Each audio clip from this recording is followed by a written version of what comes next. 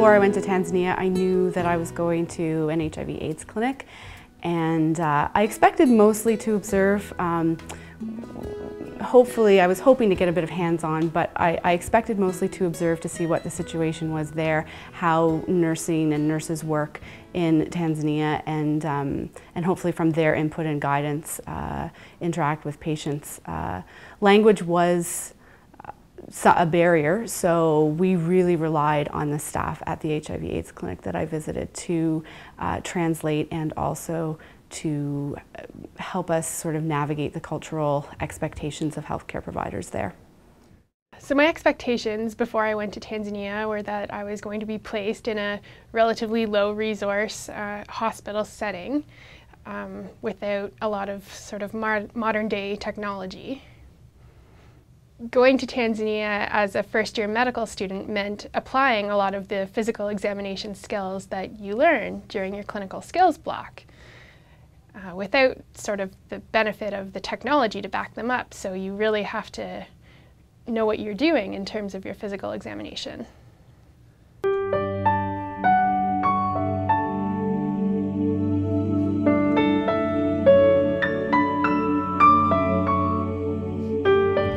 So I worked in a small town or city in Tanzania called Moshi. It was at a clinic called CCBRT, which stands for Comprehensive Community-Based Rehabilitation Therapy.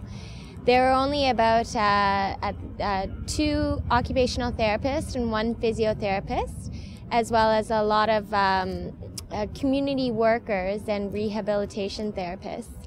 And in terms of the resources that were available there, their equipment was quite basic in the sense that you would see a lot of adaptive equipment that are made from the local carpenter or family members, and so there was a lot of improvising in that respect.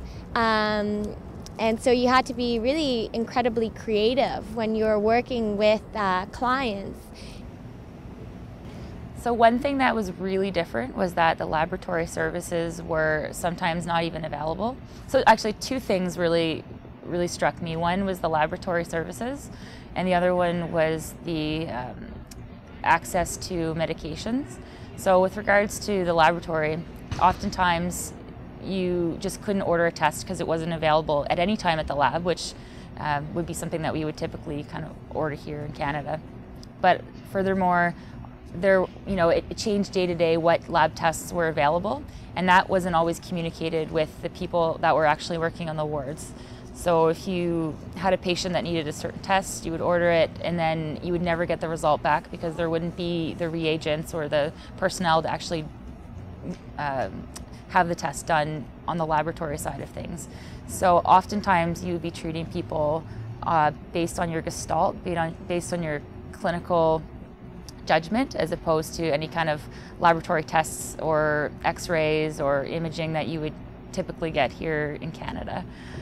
With regards to pharmaceuticals, it was hit or miss whether or not a lot of the medications were available.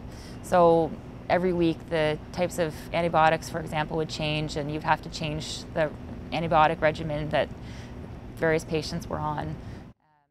So going to a place like Tanzania where they don't have all of the modern day technologies of Canada means that you have to rely heavily on your physical examination skills that are sort of the fundamental skills we learn about palpation, auscultation, percussion, going back to the basics essentially. So as part of the physical examination for pregnant women, normally we would hook them up to a monitor where we could measure the fetal heart rate. They don't have any such devices there at the hospital in Tanzania, so we used what is called a fetal scope, where it's literally a little metal instrument that you put up to your ear and then put against the woman's belly and try to find the fetal heart rate that way. So I had the chance to try to find the fetal heart rate on several different patients, and I must say it's quite challenging compared to the ease with which we can detect it here with our monitors.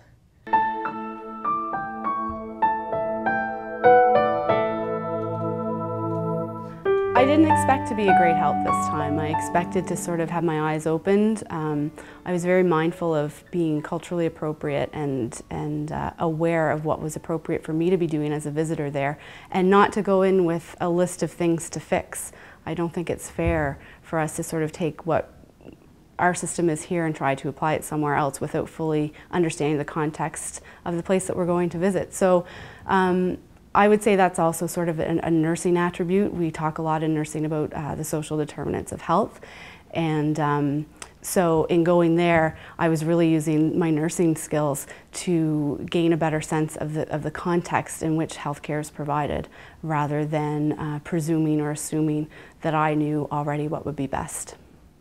Say hi! It's basically, people are people no matter where you go. People want the same things. They just want to be happy. They want to be loved. They want to have, you know, support from people around them. And the medical textbooks are the same. It's just that the physical infrastructure of the hospital, and sometimes, you know, the human resources infrastructure is not quite there yet, but it's getting there. And it's not getting there only because we're helping them. It's getting there because they want to make their society to be different. So they're working hard and soliciting the help of other people when it's needed in their country. So. The doctors are extremely well trained and very competent at practicing medicine and, you know, performing the physical examination, the fundamental physical examination, without the benefit of as much technology that we have here. I think that ultimately technology is absolutely an advantage that we have here, reflected in the better quality of our health care in general, but it's still really impressive what you can accomplish without it.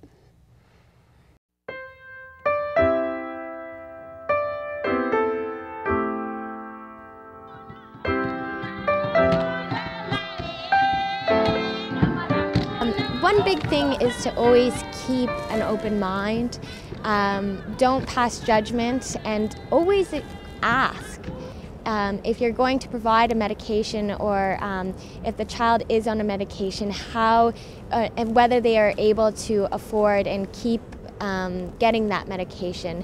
I guess in terms of being sensitive to culture, just being aware that things are done differently, and that generally speaking, if something's done differently, there's usually a reason why it's done that way, and that our reasons for doing something can really influence the culture in which we work, and that's likewise wherever you go to, anywhere that you travel. So in that sensitivity piece, in going into a low resource country, it's important to be aware and honest about the things you don't know. And if you don't know something, then ask someone. Generally, people are much more receptive to you asking than telling them something. So my advice would actually be the same as the advice that I received from my friend. And that was, go in with a really open mind and try your best to see how they can influence you, and they can help you just as much as you can go and you know, help out the time that you're there. Really, you're there to, I think, learn. You know, when people say you're going there to help or to volunteer, that's not true. You're there, it's a selfish thing to do. You're there for a selfish purpose, to learn, and it's a really good opportunity to kind of really differentiate between what's really truly basic essential medical care and what is perhaps what are perhaps the things that can be left till the next day to deal with, you know. So it really makes you realize what are the most important things in healthcare. My advice to people going on a global health elective would be to get ready for the experience of your life, brush up on the language of the country that you'll be visiting. It will make your life easier, absolutely. Get ready to use your physical examination skills that you've learned in Med 1 and Med 2. Just be prepared to be accommodating and for things to not go exactly as planned all of the time. You'll find that you develop a lot of patience and skills like that that only come with traveling to a third world country.